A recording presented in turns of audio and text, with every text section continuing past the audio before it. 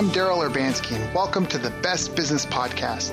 My mission is to help create 200 new multi-millionaire business owners. How? You'll do better when you know better.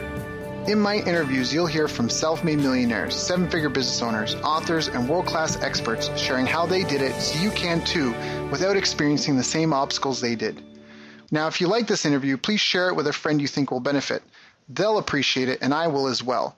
You can also connect with me on social media. Look for Daryl Urbanski, D-A-R-Y-L, Urban Ski, U-R-B-A-N-S-K-I, and add me so we can be friends. Now sit back, relax, and enjoy what I've prepared for you right here, right now. Hello, everyone. Thank you for joining us. My name is Daryl Urbanski, your host as always, and today we are joined by a friend and respected business building coach, AJ Mihrzad. I've known AJ for a while, and I've seen him around at events. I saw his posting in groups I'm a part of, but we never really connected until one day, out of the blue, he contacted my assistant and somehow got an appointment set. So when the appointment came, I wasn't really sure what to expect, but on the call, he gave me a ton of value, shared some resources with me, and even did it all for the sake of just meeting another person, which was a weekly goal he had set. Since then, he's become a great friend and really gets this business. He's the owner of Life Fuel Fitness as well as Life Fuel Supplements. Plus, he has a fitness software program called Lean Buddy. Life Fuel Fitness was voted the number one fitness/weight loss program for Long Island in 2013. AJ's been featured in Men's Fitness magazine, plus bodybuilding.com, and he is also a keynote speaker at a variety of events. He's also the author of the best-selling book, The Mind-Body Solution, Train Your Brain for Permanent Weight Loss, where he proves that the key to a better, more energized, and youthful body is a healthy brain. I asked him to come on today to share some of his insights with us, which to me have already been valuable, as well as talk about what he's learned about building his business. So, AJ, thank you so much for joining us today. How you doing, my friend? I'm feeling awesome, Daryl. Thank you for having me. Yeah, man. No, it's an honor and a pleasure. And we were laughing and talking about some fun stuff just before the interview. But I mean, you've definitely come a long way. You've accomplished a lot. You've helped other people grow their businesses and achieve their financial goals. But how did you even get started in that? I mean, it's not necessarily where you began, is it? No. I, came up as a chubby kid who battled with obesity most of my life. And, I had these big chipmunk cheeks, man boobs, a stomach, and I was always the chubby kid growing up. And then all of a sudden, I hit the age of 20, and I was just miserable. I was depressed, insecure. I was drinking a lot, doing drugs. I was not happy with myself. I had my worst. I was 60 pounds overweight. And that's when I said, I need to make a change. I can't go on living like this. And I knew that I had to lose the weight. That was really my gateway to feeling better about myself. And I'm a very extreme person. So I said, all right, that's it. Whatever it takes, I'm going to get a six-pack by the end of the year.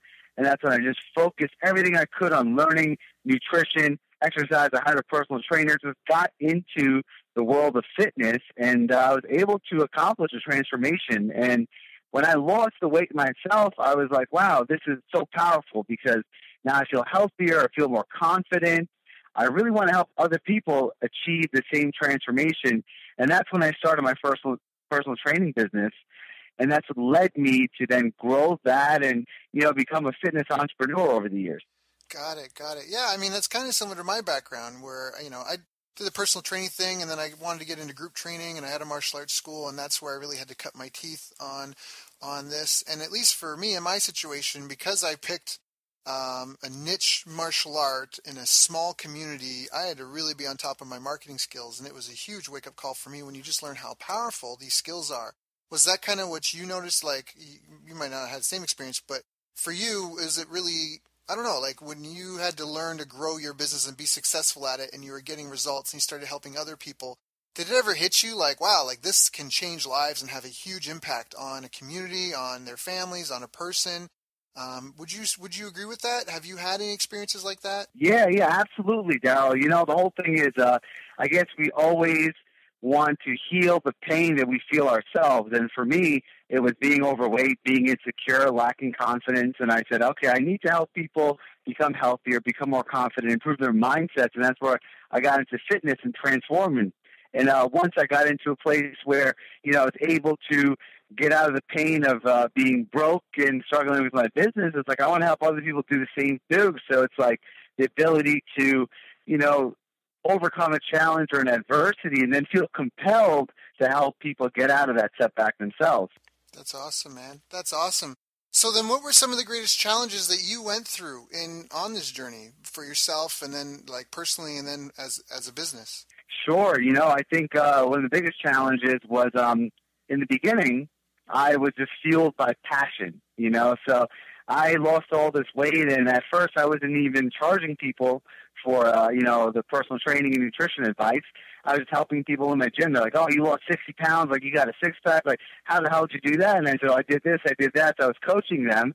And then at the point, I was like, wow, I should make a business out of this, So I changed my major to exercise science and nutrition. And I was just so focused on helping people. I started to get them amazing results. And then through the results, they gave me referrals, friends and family, and my business started to grow.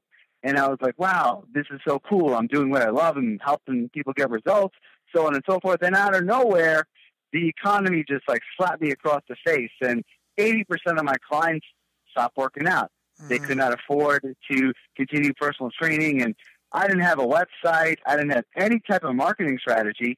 So my business took a huge tank. And I just really lost a lot of my monthly income. I don't know what to do. I don't know what steps to take.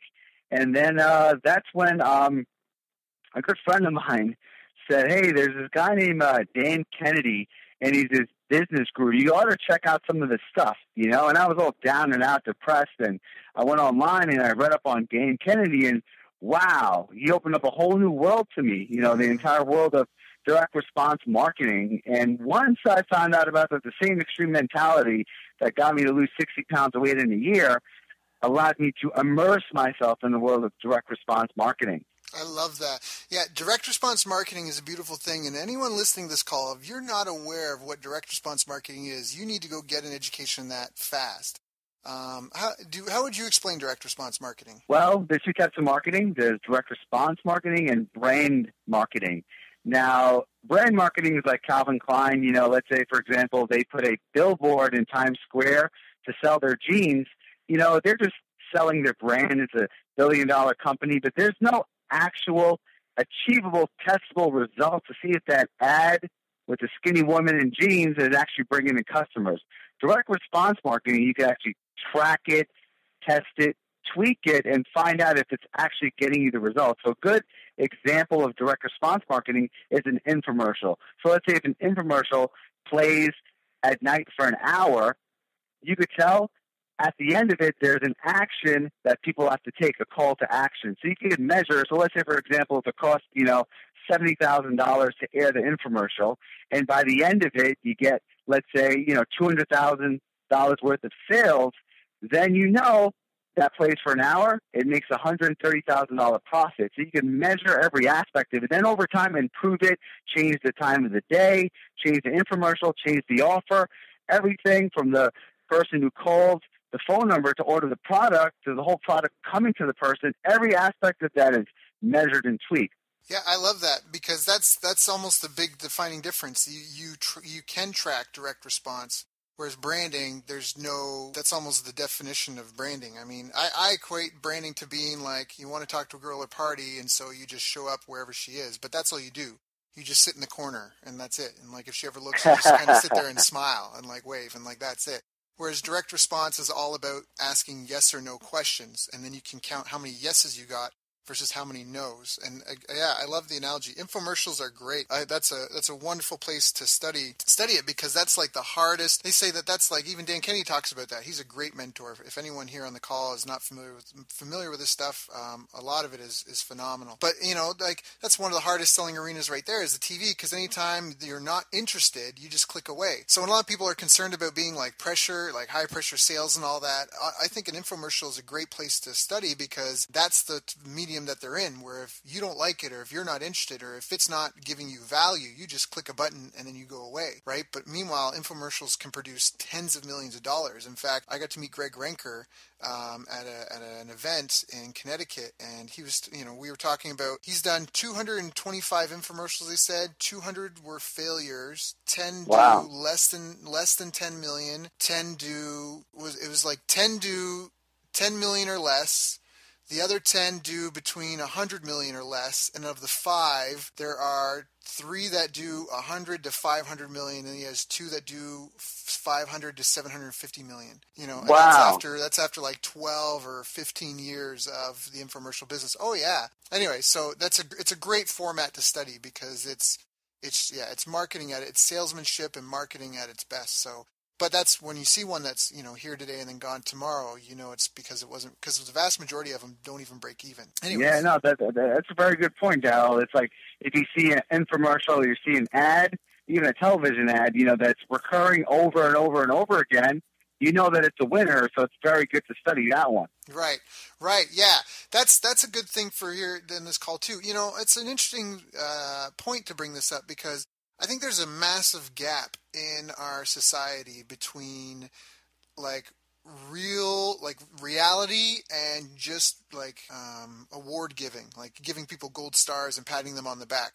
I mean, there's tons of award ceremonies and things like that you can win. I was talking to a guy last night. He was visiting a friend. I'm in my hometown. A buddy I grew up with, haven't seen him forever, went by, and another guy I've known forever is there. And he was like, "Oh, Darryl," and he was telling me about this business he wanted to start. And his first thing was he wants to get a loan for $10,000 to buy a camera and some equipment. And that was like his whole strategy, was like to get this camera and the equipment. And I was like, well, how is that? Like, how's that going to turn into money? Like, that was my question. How is that going to turn into money? He's like, well, I'm going to work with this guy. He set the Guinness World Record for longest scene shot, or something, like in one take or something like that. And I'm like, wow, that's awesome. But how is that going to turn into money? I had to bring that back again. And so it's, even when you talk about marketing and that, if you go and, you just have to check your references, because there might be some award gala where, all these people are being recognized for having the best advertising, but is it judged on sales, or is it judged on, what is it based by? So you really have to be careful about who you get advice from, and never take advice from someone you don't want to trade places in. Anyways, so yeah, that's my rant. So what would you recommend to someone who's just trying to figure out direct response marketing, and they're struggling and they don't really get it, or they, they're like, all right, I got to be able to track it. What would you suggest? Well, back to Dan Kennedy, he has a great set of books. They're called the No BS books. And that was really a game changer for me. So he covers the different elements of direct response marketing. And you can just go on Amazon, Dan Kennedy, No BS. And they're really straightforward, simple, easy to read books. And the master persuader that Dan Kennedy is, each of his books is a direct response vehicle. Because if you notice, within the pages of the book, he's selling numerous programs and services that he has. So it's very good to study that stuff. Oh, yeah. That's great. That's a great suggestion. That's awesome. Appreciate that. So what was kind of some of the best advice you ever got, AJ, in helping yourself with growing your business in that? I guess the best advice I ever got was just understanding how important a person's mindset is to their business success. The business owner's psychology is what holds them back from getting to the next level with their business, because, I guess I kind of learned this early on with fitness, where you can have the best nutrition plan, the best exercise program. However, if you don't have the discipline and the focus to follow it, it's not going to do you any good. So right now, you have listeners that can just go on Google, YouTube, understand different marketing concepts, learn it in a book, just get enlightened by it. But if they don't have the mindset to take the action, have the confidence, believe in themselves, it's not going to do any good. I think you're right. That's definitely true. Mindset's an important factor. Have you read Think and Grow Rich? Oh, yes. That's a great book. I love that book. Those 13 principles, I mean, there's a lot about mindset in there. I mean, perseverance, faith, autosuggestion. I mean, autosuggestion is that self-talk. It's that internal dialogue that you have. That's one of the key tenets of Think and Grow Rich, is that autosuggestion. That's why, that's kind of where affirmation comes from. And affirmation was Jim Rohn. I love Jim Rohn. He's got some quote, I'm gonna butcher it, but it's like, affirmation without action is delusion or something like that. It's like, yeah, that was it. Yeah. Was it okay? Because that's exactly autosuggestion, but that's a real thing. I mean, who you are when you walk into a room. I remember when I had my martial arts school, one of my instructors, I remember when he was first starting and he was teaching his first couple of classes, he would tell everyone how much he was sucking. Like, he would just say that. He'd be teaching, he's like, yeah, but I'm not showing this to you very well. Like, he would say all this stuff, and I'm like, but Jason, you did it great, man. Like, you're awesome. And it was so awesome to watch his transformation because, you know, in the beginning he was really shy, and you could just tell what his internal dialogue was, because he would share it with the world, if that made sense. But once we got him past that, and he could see that, you know, he had almost like proof of learning, you know, and proof of success and achievement, suddenly that turned around, and now he's extremely confident. He's much more comfortable speaking with people, and it was just an awesome transformation. So that's a really powerful thing. What were what do you think are a lot of common self-limiting beliefs or thoughts that people may not even be aware that they have? I would say the limiting belief that it is what is outside of you that is limiting your success. So many times if business is failing or you're not getting clients, you could say, oh, well, you know, it's the economy. People aren't spending any money. Or, hey, you know, they just can't afford my program. You know, hey, it's the internet. The internet, it doesn't work. You know, Facebook ads don't work. So it's like blaming the external circumstance as opposed to taking responsibility and realizing that you are the limiting factor. What are you doing? What do you need to do to show more value in your program? How can you test and tweak and make a better offer so the ads actually work? Really understanding that you are the underlying reason why you're broke, unhappy, and miserable. I love that. Yeah, because it's so easy for people to make up a list of all the things that are causing them from being successful or achieving what they want, but the only thing that's not on that list is them. Yeah.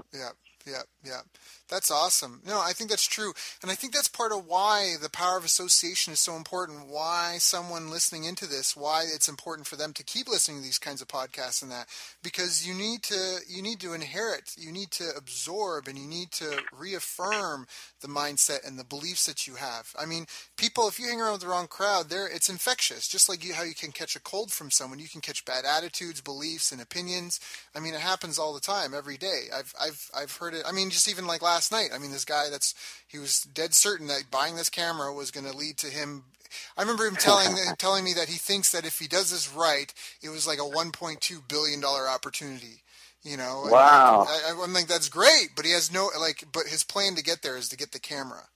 You know, and I mean, the camera might be a part of it, but there was nothing after that. But it's, you know, and that's, I mean, God bless him, and, you know, I wish him all the best, and I'm sure he will hopefully get there. But, you know, it's just funny because I could see myself earlier in my career when I'm like, I wish I had a podcast I could tune into, or, you know, people that could help me just get there faster. That way you don't have to learn the hard way, right? So. Yeah, no, and Dal, that's what I love about your podcast, because, you know, you give so much value. You're really helping a lot of people. You know, you're sharing from the heart, and I guess one of the things that sticks out a lot is just, you know, the powerful quotes you have on here. You know, you reference Jim Rohn so much, and, you know, Jim Rohn came up once again with his famous quote: "You are the sum total of the 5 closest people in your life, and that's your health, your wealth, your happiness, your relationships." And when you realize who are the 5 closest people in my life, and you really start adding up the numbers, it's scary how close you are to being all of them. Yeah. Oh yeah. And that's even to say the apple doesn't fall far from the tree. I mean, it's really, the easiest way to describe it is if you hung out with 9 crackheads, even if you never smoked crack, you would have crackhead problems. Like, you would, because you're hanging out with 9 crackheads, and the people, like, whatever they do, those will become your problems because you're hanging out with them. It's like if you go to a mall with someone and they shoplift and you're with them, guess what? If they get busted, you're going down too because of association. And so it's the same thing. If you ask any parent, would they let their kid hang out with 9 crackheads all day, every day, even if they thought that they were teaching them training? No, it's one, you said that before. We talked before about a break that you had where there's like knowing and then like knowing, right? And that you can know something but not really know it. And that's one of those hidden common sense things that's not so common. If parents know, I wouldn't let my kid hang out with 9 crackheads because they'd be a bad influence because they'll just get into problems hanging around them. But meanwhile, people are hanging out with, whoever. They're hanging out with their friends that have no ambition, no goal in their lives, no direction, and they might be good people, and again, wish them all the best, but for you in your life, you need to be surrounded by people who are going where you want to go so you can get there. I mean, I've become a huge CrossFit fanatic just because it's just been a really great workout for me, but one of the things that I notice is a really key element is the competitive aspect in the room, right? You try and keep up with everyone. Yeah. Everyone marks their scores at you measure every class. How many reps did you? How did you do? And so because of that competition and you're with that group of people, you push yourself way harder than if you were just working alone in your home, which is part of why often that doesn't work for people. But yeah, thank you for complimenting the podcast. I get tremendous value out of it. So, well, let's talk some more about what are some other things that held you back, I guess, like things that were there any kind of key milestones or things that you figured out that really spurred on the growth and success of your business and your coaching for your clients? Yeah, absolutely. Like I said, when I was first starting out, it was just based on having a business on results and referrals, and it was just really not that systematic and not that consistent. And then I spent more time understanding direct response marketing, and I came to find there are 3 key elements to grow a business. And those are, 1, the leads, the traffic, clients coming in. Then it's the sales and the conversions. And then it's the fulfillment. Do you have a way of serving your clients that leverages you? And I found that if I just focus on those 3 systems, I can have a very consistent business, but at the same time, grow it in a very scalable manner. So then going back, like, do I have leads that are coming in daily on a consistent basis? Do I have a sales and conversion system who's making those prospects into clients? And then once they are they happy with their results? Are they retaining? Are they staying on long term? Do I have a delivery mechanism that is profitable, but at the same time keeps the lifetime value of the client at a very high rate consistently? So just looking in at your own business and putting it through those 3 different elements. I love that. Those are awesome. Can you repeat those 3 elements again for people in case they didn't have their pens out, which they should know better by now? Sure. So it's number 1, it's leads. Number 2 is sales and conversions. And number 3 is fulfillment. Got it. So leads, you have to have a strategy and a plan for meeting your customer, meeting new customers, however that is. You need to constantly meet new people you could potentially do business with. Is that correct? Yes. And then the sales and conversion is your strategy for turning those relationships into new business. That's like a planned out, almost like an assembly line process that you feel is tried, tested, and true, and that you try to put into some sort of system. Is that correct? Yes. And then obviously the fulfillment part is just making sure that everybody gets what they've purchased and that you've got some sort of quality control. That's the third part, right? Correct. Right. Yeah. So if you had those 3 dialed in, how could you not have an awesome business? The only thing that would be preventing you from having a 7-figure business is if you picked a limited market, if you were delivering something that wasn't scalable. So anyone listening to this call, they should maybe take a couple of minutes, either now or after the call, to try to write out and just maybe in a list or a mind map or whatever works for you, but to write out what is your lead generation system. Where do you find your clients? How do you do it on demand if you needed to? How do you, you need to be able to go, hey, I want 10 more clients and know where you can go and get them. And then the second thing is, again, now that you've got them, how are you going to turn those relationships into new business? And how long does that go for? And what do you do if they don't buy, right?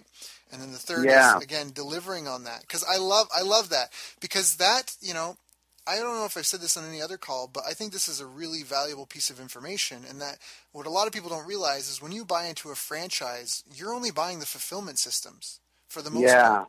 You know, like when you buy a McDonald's franchise, you pay a couple of $1 million to set up a location and train staff on how to cook food and hand it over the counter. You know, because McDonald's really, as a franchise, is a headquarters that handles the lead generation and lead conversion. They put up, right? You just get sent this thing to put up on the board that's got the food and all the prices on it. You don't have to worry about that. You don't have to worry about right, what people want. And so that's what a lot of franchises are. It's the lead gen and the sales and conversion systems in a central hub, and then the franchise are just these fulfillment centers across the nation. And that's, so what you said there is really profound, and I just wanted to dive a bit deeper into it because I don't want the lesson to be lost on any of our listeners. Yeah. That's it's fundamental things. And, like you have to just look at your business, and really, if your business is failing or it's not where you want it to be, there's a severe hole in one of those areas. And I found that most businesses, they would say leads, getting new clients, getting new customers. And actually, I originally read your book, which is the Ancient Secrets of Lead Generation.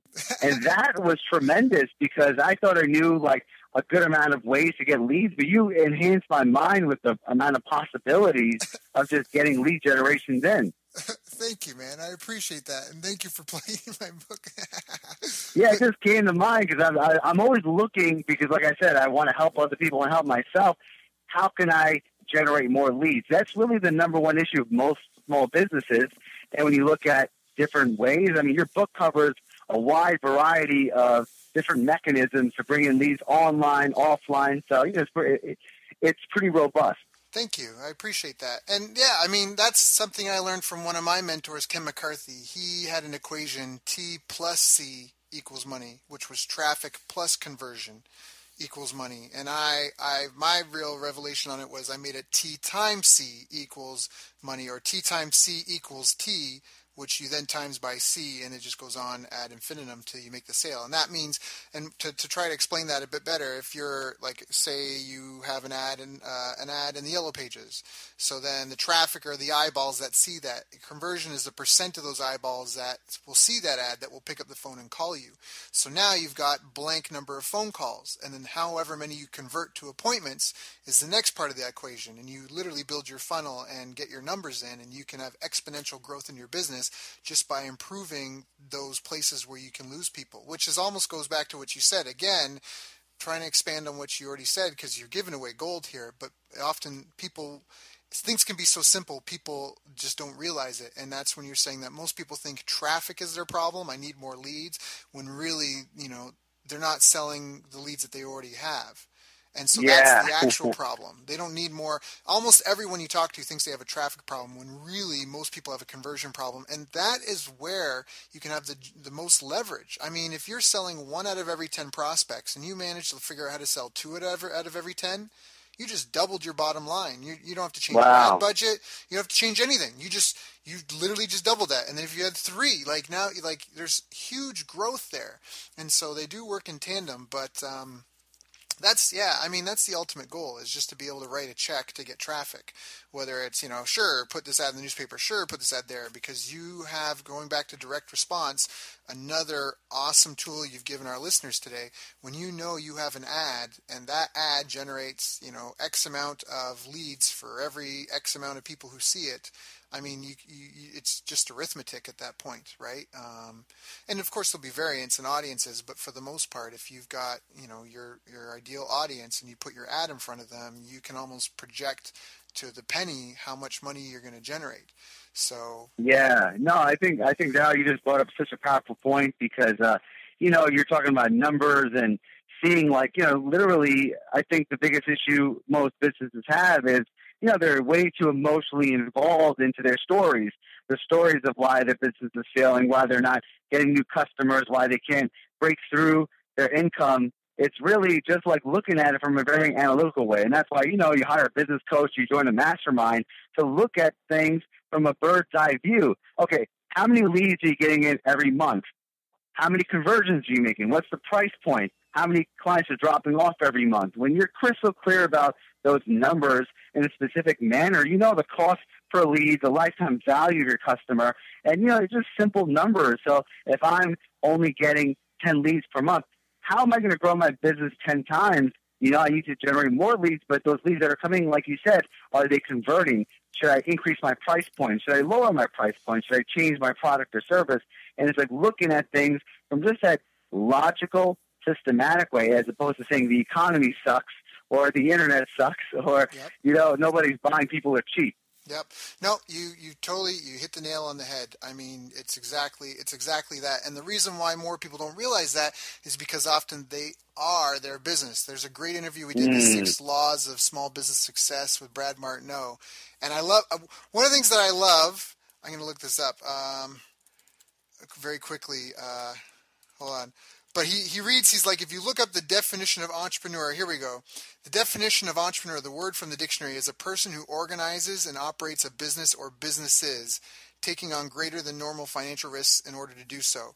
So he mentions that quote in the interview. He goes, what it doesn't say is a person who answers the telephone and mops the floor and does the accounting and fulfills on the services, right? And that's the reason why a lot of people aren't able to talk about it like we are at this level, because they are the person that's doing it. They're not organizing and operating a business. They're doing a job, which is why it's called self-employed. They have their own job versus actually running a business. So great, AJ, great points, man. I feel like you probably talk to people all the time and they just like, and then just like lose the lesson because of how simple it can be. But you're giving away some great content, man. So yeah, you're really contributing. No, thank you. When you simplify, you multiply. And sometimes that, like I said, we want things to be complex. We want things to be confusing. It's analysis paralysis is where most people are in. They want to look at the things that don't count. If you just go down to the core key things, leads, sales, and fulfillment, and you find out which one of those things has a hole in it, then you can actually have a solution and fix the problem, as opposed to creating all these elaborate stories and confusing yourself on different ways. Let me go study an information product. Maybe I'll get the answer. No, let me look at my lead generation system and just focus on that. Let me just focus on getting better conversions. How can I hire someone to help me do that? So it's like, just looking at that little issue, fixing it, and then your business will multiply. Just like you said, just by, a 10% tweak, you could double your bottom line at the end of the month. Yep. That is, well said. So what are some habits that you feel have helped you on your path to success? What are some of the things that you've seen in your successful clients, or you just have noticed have really made a difference for you in your life and your business? That's a great question. Goes back to many years ago. I read this book by Darren Hardy, The Compound Effect. I'm looking at it right now. I knew you were going to say that one. I'm looking at it. Anyway, sorry, keep going. The compound effect really states that your success is determined by your daily actions. And I guess I kind of fell upon this when I was getting deep into the world of fitness, and I was seeing in myself, like, how was I this fat, frustrated chump all my life? All of a sudden now I have a six-pack and I'm confident, full of energy. It's like I look at my daily habits when I was fat and frustrated to being fit and happy, and it's completely different. I was doing things, and I currently am doing things because I have fat boy genetics. I'm not going to let myself go back. So I have to do daily cardio, meal preparation, drink a gallon of water, 8 hours of sleep, consistently going to the gym, keeping my mind fresh. And I saw my best performing clients had daily habits of success to get the weight off and keep it off long term. So when you look at the daily habits, you apply those in all the areas of your life, whether it's your personal happiness, your relationships, and most importantly, we're talking about business. So what are the daily habits that lead to a successful business? Whether it's making sure that your leads are coming in, whether you're using, let's say, paid traffic, that you are having a nice flow of leads at a low price, or if you're doing, public speaking, are you committing yourself to going out every single day, getting in front of people? Are you making daily sales calls? Are you tracking your webinars and making sure they're performing better? So it's like all these things you do on a daily basis are going to exponentially lead to your business success. I love that. So well said. And I really feel, I've said this for a long time, and this is, I didn't grow up with a lot of entrepreneurs or a lot of very ambitious people. So in some ways that was my fuel. But I remember I remember distinctly, I forget what I was talking about, but I was talking on the phone with someone and they're like, yeah, but it's Saturday. Why don't why don't you just wait? It's the weekend. And I remember I was looking outside my parents' front window and I saw a squirrel run across the lawn and it just clicked. And I was like, yeah, but the, like, why? Like, I get it's the weekend, but so what? Like, I'm looking at a squirrel right now, and I don't think he gets to take the day off of going to find food. I don't think that animals ever get to be like, hey, you know what? Sorry, predator. It's my day off. Come back tomorrow. Like, that's not it. Every single day. And when you talk to some of the world's most successful people, they talk about every single day they do whatever those habits are that they need to get where they want to go. There's no weekends, there's no holidays. Those are man-made things. Those don't really exist. Every day, Yeah. freezer, the refrigerator, those we created for our convenience. But the reality is for every other creature on the planet, every day they wake up with an empty stomach. And they get to keep what they kill essentially, or if they forage whatever they can forage. So there's no days off, and I'm a huge proponent of that. I have no days off. Maybe you need a day to rest, but for the most part, you need to go hard. And I love what you said, because daily habits. It's not your once a week habit. I say that all the time. I think it's so much easier to keep a daily habit versus something you only do one day a week. And that's something I just suggested to a friend of mine yesterday. He was 230 pounds. He wants to get down to 200, and I told him go to the gym every day.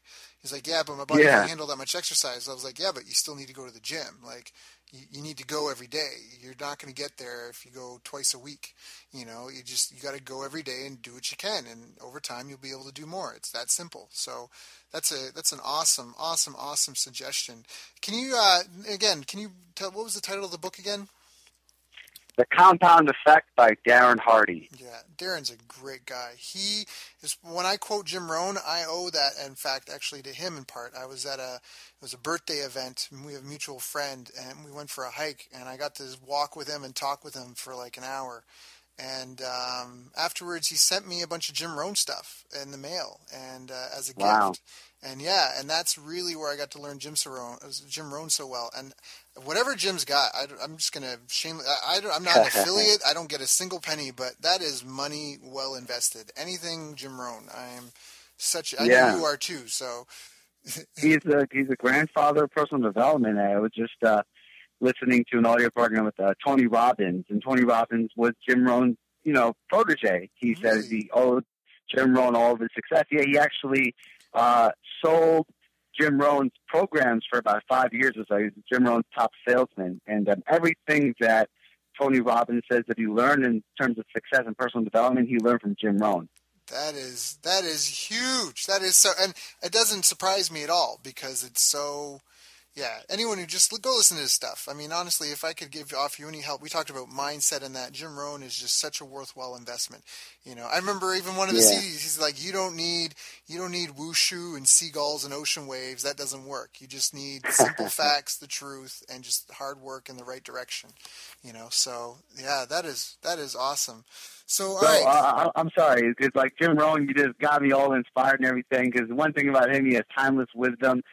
500 years from now, the stuff that Jim Rohn says will apply in business, even though business will change, technology, software. He's just so fundamental in terms of every aspect of business, success, happiness. And I'm curious, Al, what is your favorite Jim Rohn quote? The one I say the most, well, it's tough to say, man. I can go over a couple. I mean, I like him saying that, he can already, I forget where it was, but he's like, I can predict the next 10 years of your life with almost 100% accuracy right now. Opportunity mixed with difficulty. That's how the next 10 years of your life will be. And sometimes there'll be more opportunity and sometimes there'll be more difficulty, but both will always be present if you are looking for them. And so I love that. I love his quote about you're the average of the 5 people you spend the most time with. And I also love his quote about motivation. And, not everyone needs motivation. If you have an idiot and you motivate him, now you have a motivated idiot. What he needs is an education to turn around and put him in the right direction. And so I love that first, because it's not just about rah, feel good. And that comes, I've noticed that as a productivity thing. I recognize I was doing a lot of time management stuff, trying to track what I did in a day. And I noticed that I would feel about my day completely different than how I actually performed. I would feel like I had a great day, and I'd look at what I'd done, I'm like, oh, I did 2 things. That's it? And other days I'd feel like it was a terrible day, and I looked, and I was like, wow, I got so much accomplished, and I realized that my mood and Interesting. my actions are totally separate. They're not, it's just not, they're not in sync. Not always, anyway, so. How Yeah. about you? You have a favorite Jim Rohn quote? Yeah, I have 2 of them that just really stick out. I have them up in my office.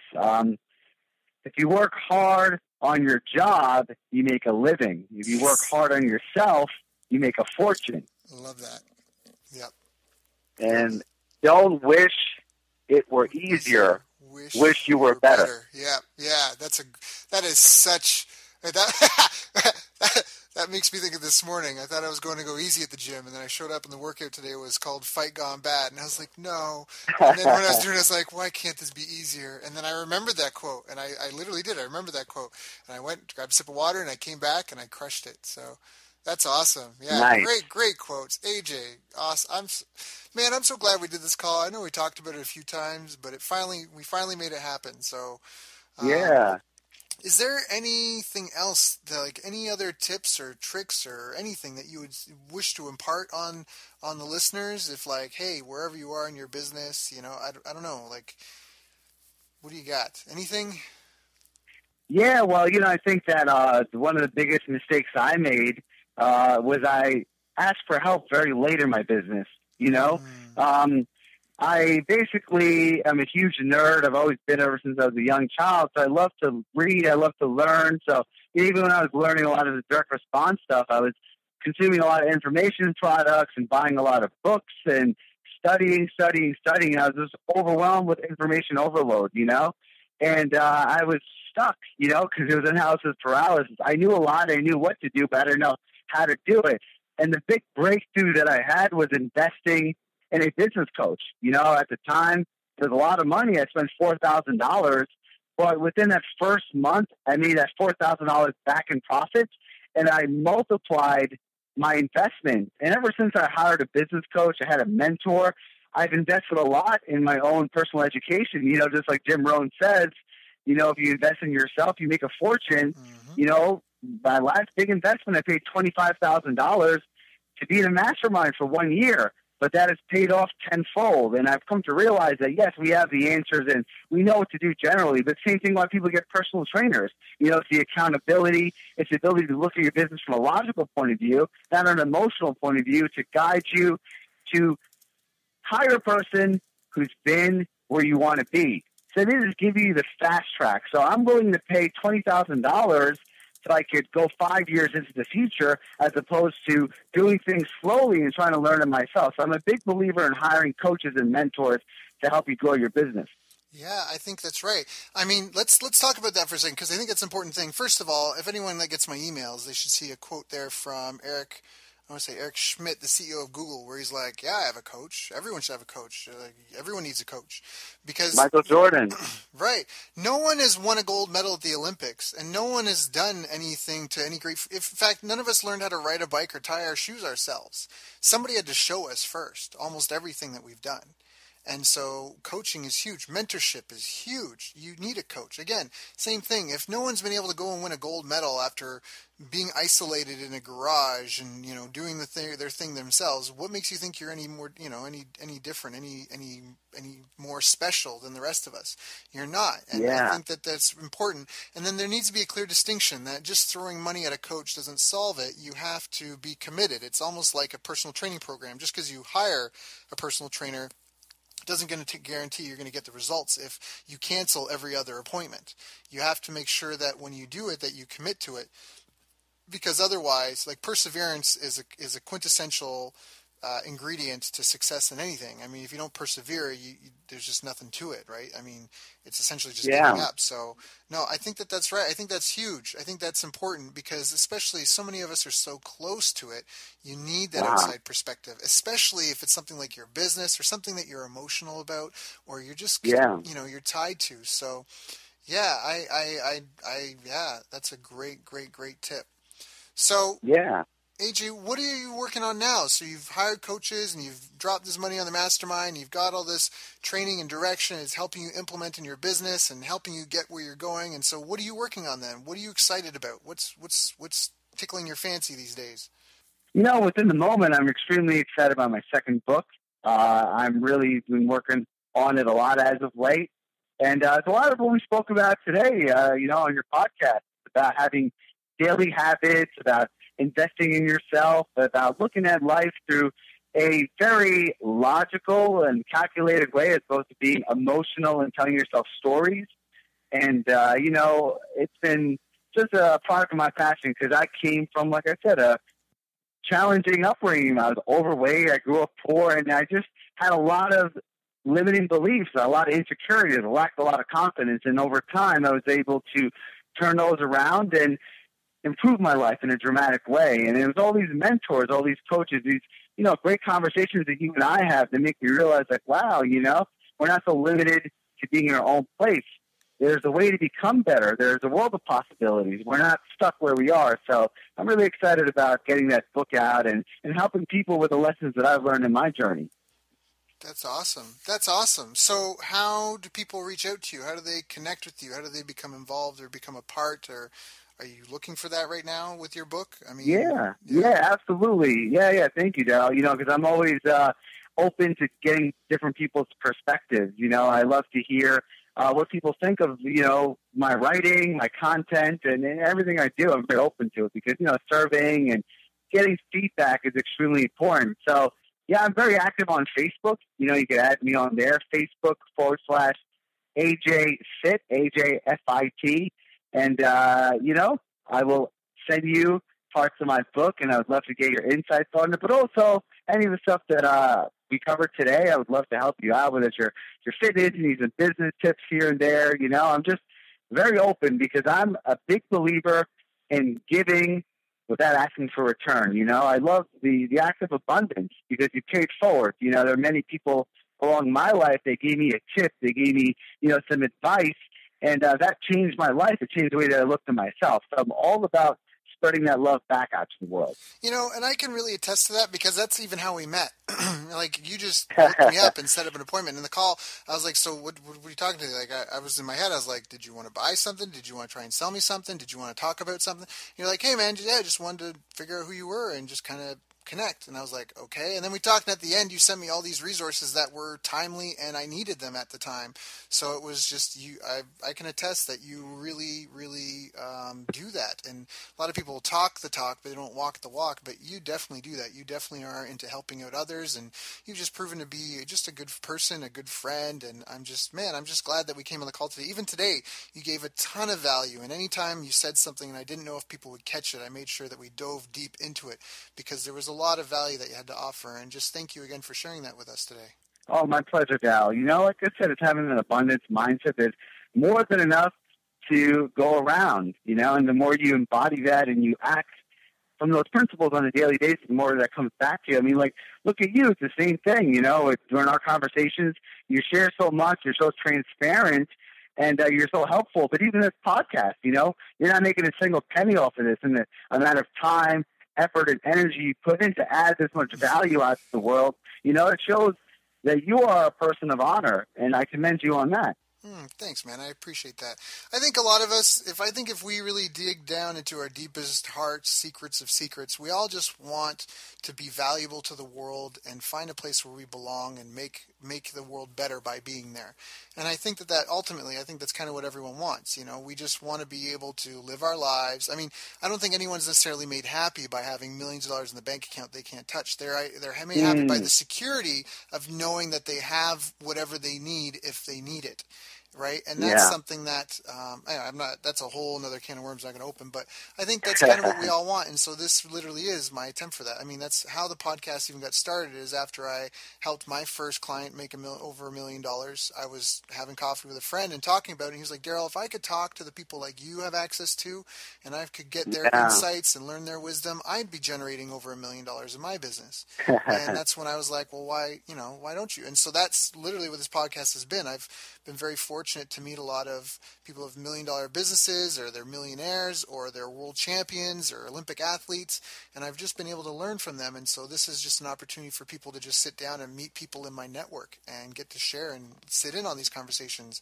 My only request to them is that they take action on it and that they take notes, because a good idea not implemented, wisdom, I forget the quote, but there's just a great quote that wisdom alone is without action is useless. It's impotent.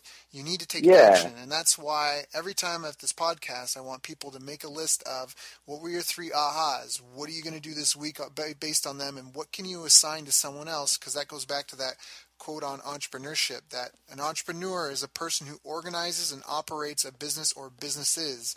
It's not the person who does everything. So think about that. So AJ. Yeah, exactly. How do they reach you again? Facebook.com? Yeah, I'm the most active on there. It's easy to remember. Okay. Yeah, Facebook, my personal page.